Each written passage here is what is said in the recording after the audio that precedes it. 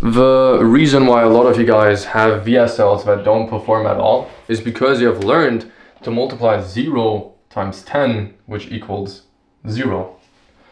You have amazing offers, you have amazing guarantees, you have all the scarcity, all the urgency, all the marketing techniques and tips and tricks, and you know exactly how to write, and you've used AI in order to get the best angle and most unique angle. But at the end of the day, you make no sales because you have learned how to turn this 0 into a 10, but you've never learned how to turn this 0 into a 1. In this video, I want to show you how to turn this 0 into a 10. So then we have this, which then leads to 100. Quick maths. The reason why most people don't know how to write proper VSLs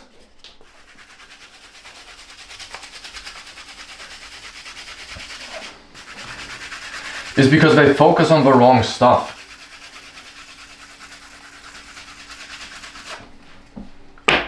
Which means you guys have an amazing offer plus guarantee, and you probably also have a bunch of knowledge about your audience, and you have all these case studies, right, as well, which means you have a great offer, you have great case studies, you get your people results, and you genuinely know exactly what you're doing, and you're getting people results all the time. You're thinking, what the fuck is going on? I'm literally one of the best in my niche. I'm literally way better than my competitors. I literally know exactly what I'm doing, and I have every single piece of proof to back up that I know what I'm talking about. But for some reason, people still don't buy from me, and that doesn't make any fucking sense. The reason why is because you're lacking something that we call new. So what does new mean? What I mean with new is that if you look at products that have genuinely dominated the market, or people that have genuinely dominated the market, like Andrew Tate, for example, they always have one thing in common, which is that they don't have something that is better, but they have something that is new. And currently what you have is something that is better. The fact that you are thinking that this is the problem is the problem. The fact that you're thinking, hey, I'm better than everybody else, but for some reason I don't get sales, is the reason why you don't make sales. So it's not that you don't get sales although you're better, but you get no sales because you're better. Does that make sense? It will make sense in just a minute.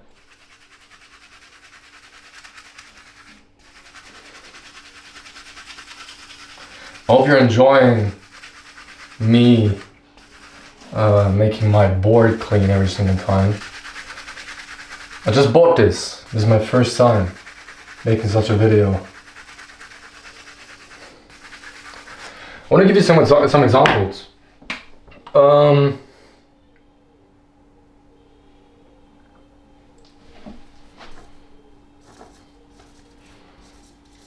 Do you have an iPhone? Because you probably do. Because most people in Western countries do, and even in Asian countries and African countries have an iPhone, if they can afford it. The iPhone has completely dominated the market. And the reason why the iPhone has dominated the market completely is because it wasn't new. The iPhone wasn't just a better phone, right? Steve Jobs didn't go on stage and go, you know what, we have way more processing power than Nokia. You know what, nobody gives a fuck about your processing power. But what people gave a fuck about is what he said, which is it's a computer in your pocket. And it has a new touchscreen feature. It's a phone without buttons. What do you think now happens?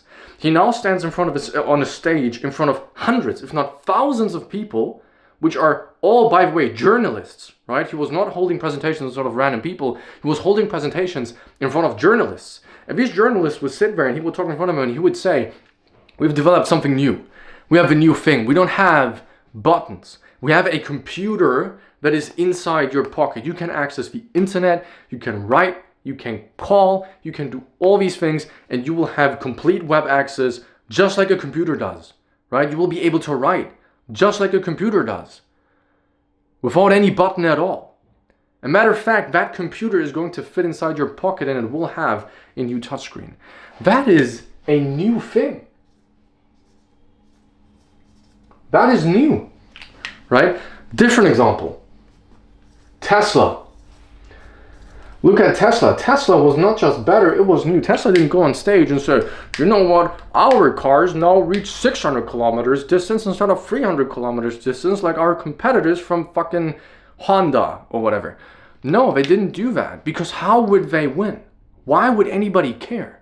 Why would anybody who has an F-150 Ford truck, a fucking redneck, care about a Tesla if his F-150 is literally fueled up in like a minute or two and has a range of thousands of kilometers and functions incredibly well, by the way, and it doesn't make you look kind of gay as when you drive a Tesla, but it actually functions incredibly well. Well, nobody would buy that thing. There would be no reason, even for a nerd who maybe likes new tech stuff, which was their target market, that would not work. But a Tesla was a new car.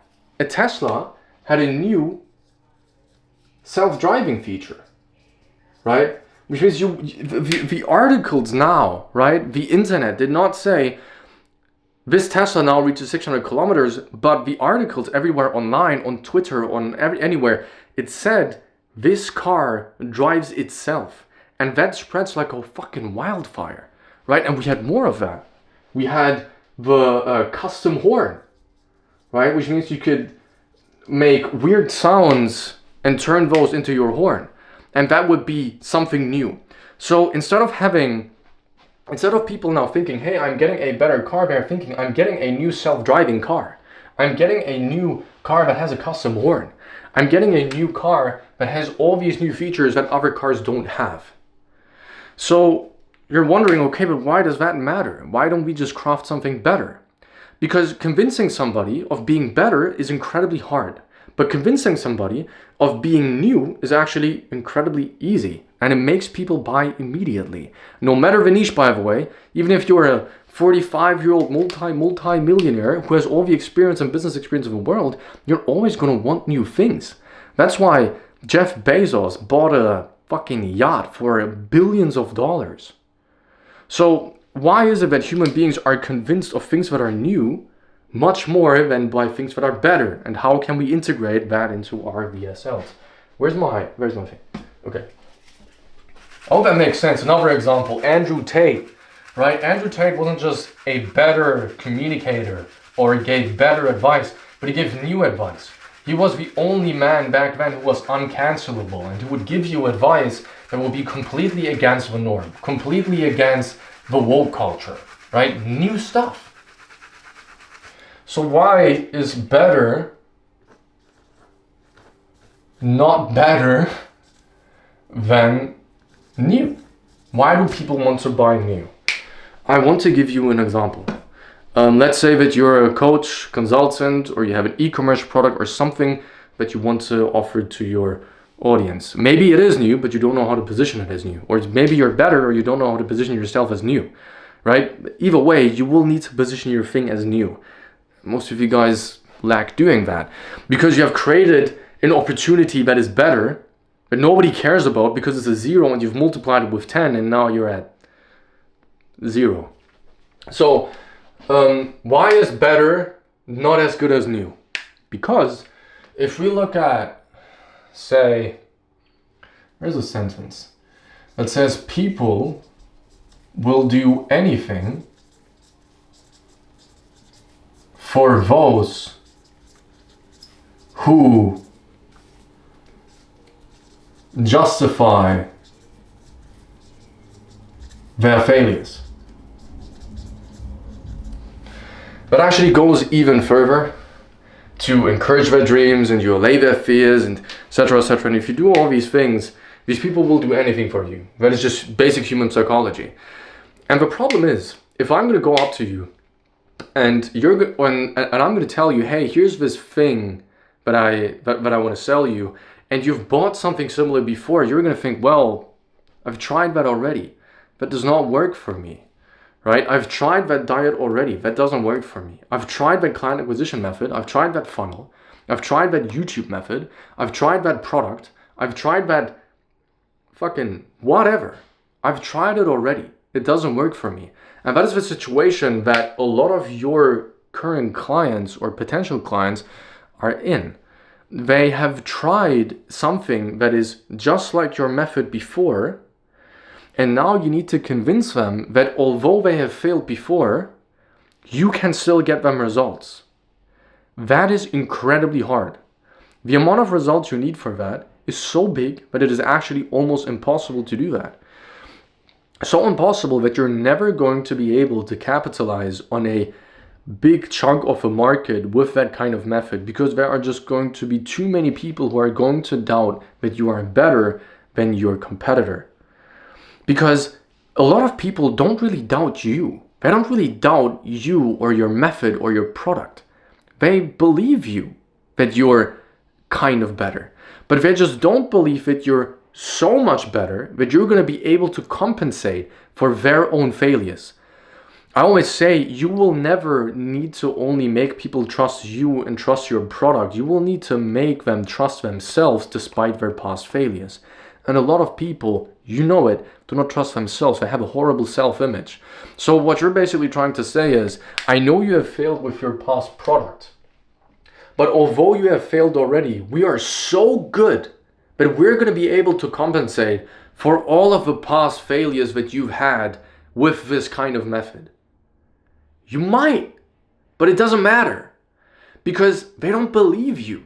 They have incredible self-doubt. Every single human being has that. It's very normal, right? It's just we try something and then we fail, and once we fail, we say, okay, I'm gonna try something new. Keyword, new. Does that make sense? This is only applicable to, this is basically applicable to anything. Basically applicable to anything, right? If you've ever tried to convince somebody of making a decision, let's say that even in the case of a Tesla, you might need to convince people around you or your wife or your spouse of wanting to buy a Tesla, and you failed doing that because she doesn't want a car. She doesn't want an electrical car, or your friends make fun of you. And then you think, okay, and well, it's a better car, but I'm still not going to get the praise that I want or the recognition for buying a new car by buying a better electrical car, because they just think it's kind of gay. But if you tell them, hey, there's something new, this car is actually self-driving, it is even better to now convince your spouse or your friends or any other people in your social circle, which means this concept does apply to every single product in every single offer, every single niche, every single market. It's just been how people buy stuff. So question is, how do we position us as something new? How do we position our offer as something new? I'm not asking you to build a new product. I'm not asking you to build a new offer. I'm not asking you to do all of this work. This will be something that you'll look at and you'll think, aha, this makes so much sense.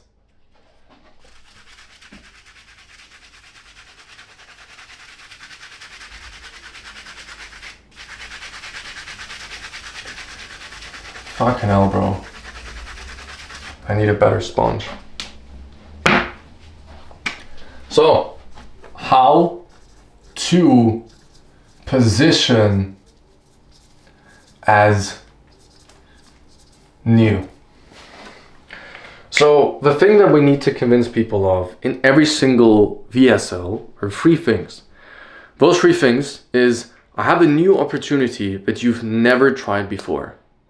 In order to execute on that new opportunity, you need to have a certain system in order to execute on that opportunity, right? To get that system, you need to buy my product. That applies to anything. Gillette, for example, the razors, right? I have a new opportunity. Those are razors that actually kind of adjust to the way that your skin is, so that you don't cut your skin anymore, and shaving becomes faster and easier and more reliable, and you're going to get a lot of girls because you're going to look better, right? In order to execute on that, you're going to need to have the ball function system inside our razors so that your razor actually moves with your skin. That ball system function is inside our new razor, the Gillette 3000X100 type bead. Does that make sense? So every single successful product that you see online or anywhere since the beginning of days has always used that exact system. Invisalign too, right? The invisible braces does it too. The fucking how to position as new. So in order to do that, we actually only need to ask 3 questions and identify the answers to these 3 questions every single time. External struggles, dream, and past failures. This is it. This is all that we need.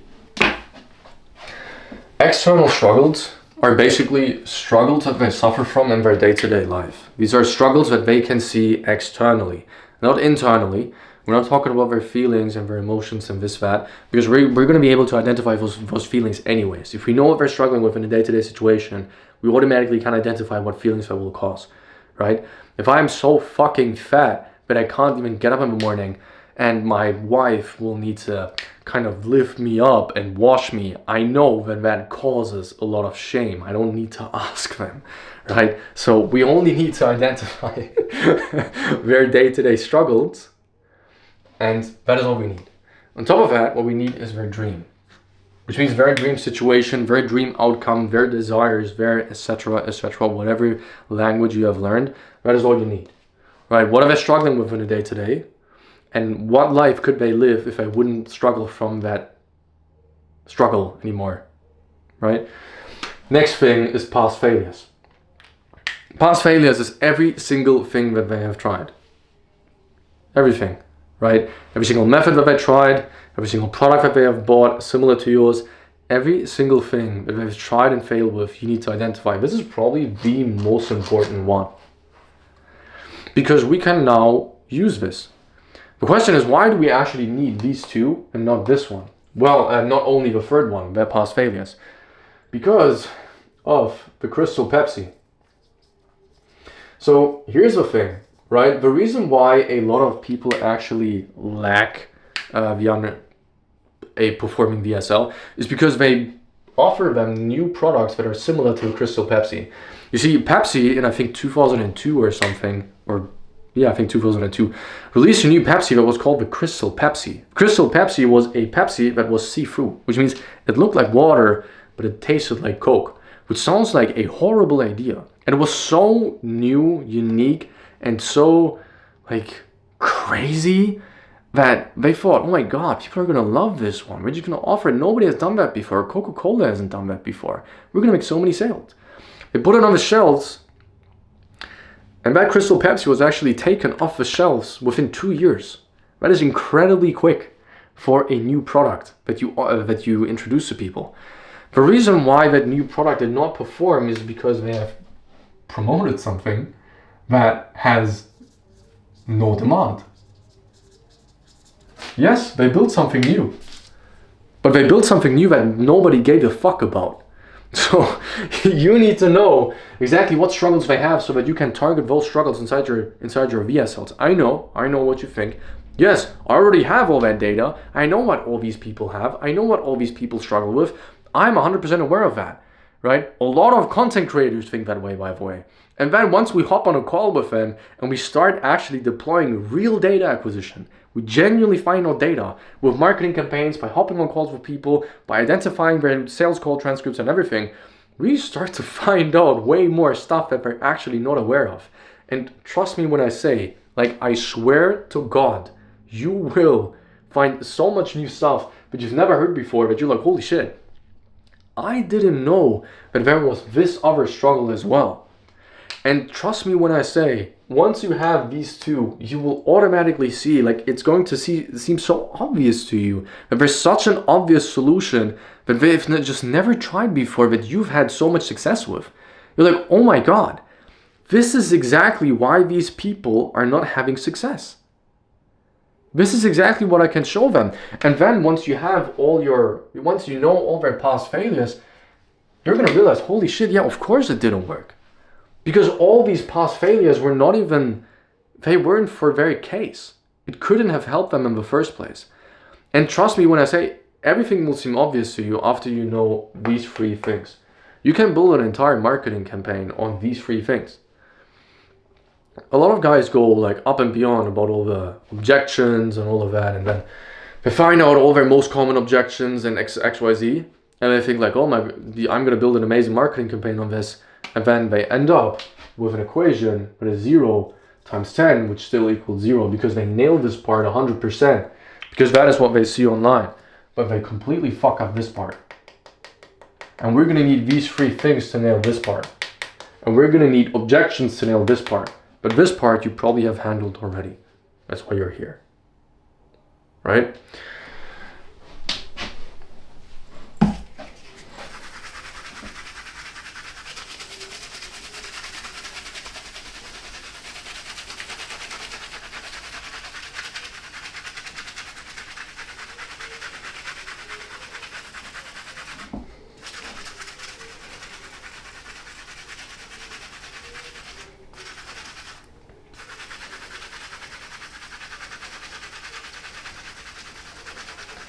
So what do we do now? We take our entire methodology, and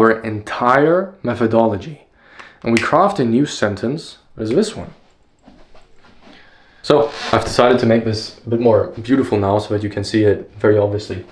The new opportunity is the key to get to the desire, and it's attainable through our unique mechanism.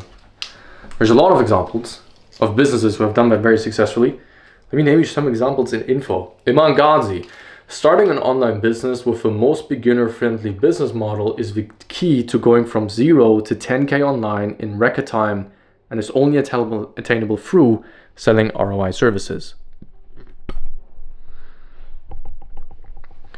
Starting an online service-based business is the key to going from 0 to 10K online in record time, and is only attainable through drop servicing. Does that make sense? What I would like you to do is to take all of the things that you're currently offering to your clients. Every single thing, right?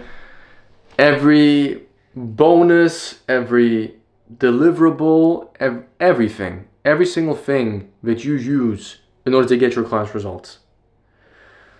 And pick the one thing that they haven't tried before. And position your entire marketing around that product. If you are offering the exact same thing to your clients as everybody else, then build a subcategory of that thing. For example, instead of offering to people, hey, here's a new course on SMMA, you offer them SMMA with AI. But you're just going to call it a different thing. Like, for example, freelance brand scaling. It's something that I heard in the last few weeks. So build a subcategory of what you do. Don't just offer them drop shipping, but offer them drop shipping with AI, and give that thing a new name. Does that make sense? And then in order to get them that thing, note on all of the mechanisms that you have inside your product, everything that you do, right? Every single thing that you do. I have so many mechanisms to get my clients results, right? I use Maslow's hierarchy of needs, right? I use building internal pressure. I use pre-handling objections inside their content, right? I use this exact structure to write VSLs. But the thing that has worked the best, the singular thing that I could do in order to get the most results of people, the 20% that got them 80% of the results, is to help them build psychological pressure on their viewers within their content, literally seamlessly, so that they have more FOMO around their product. That worked incredibly well. So my entire marketing was positioned around that. Once I get people into my offer, of course, I'm going to give them more. Because I want to. I know that it'll get them better results. But my entire marketing is positioned around that thing. That is incredibly important. Because now your only job is to take, oh, okay, we're going to take them from their current belief to this belief. That is the only thing you need to do. inside your entire VSL.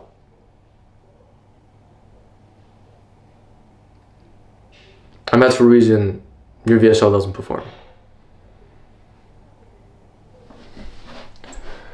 You probably have an amazing structure. You probably have an amazing VSL framework. You probably have an amazing VSL script.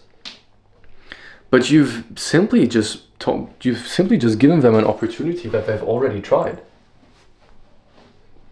Or you've simply given them a mechanism or explained them your method, right? The unique mechanism is just the method, basically. You've simply given them a method that they have seen somewhere else, that they've seen other people offer, or that they have already bought and they've used that mechanism, right? Take the singular thing about your method that is most impressive and just give it to them. And position your marketing around that thing. The singular most common reason why marketing campaigns do not perform is because they don't have one big idea that ties the entire marketing campaign together. You have too much. You're offering so much that it's almost confusing. But all you need is one new thing and one unique mechanism. Apple had a whole battalion of new things. New processors, new tech, new outside design features, new everything. But the thing that they focus on is we have a touchscreen and we have no buttons. It's a computer. The new opportunity is a computer inside your pocket. And the unique mechanism was the touchscreen. And that's it. That is all that they needed to do to make billions, trillions of dollars, right? I hope this video helped. If you have any questions, there's a comment section where you can ask me any questions that you have. And if you're looking for somebody who's going to help you scale your business, there's a link in the description to work with me personally. I'm incredibly good at what I do, and I only partner up with people and don't do any coaching stuff. So if you feel like that's of any interest, links in the description. Have a good day. Hope I could help, and bye-bye. Thank you for your time.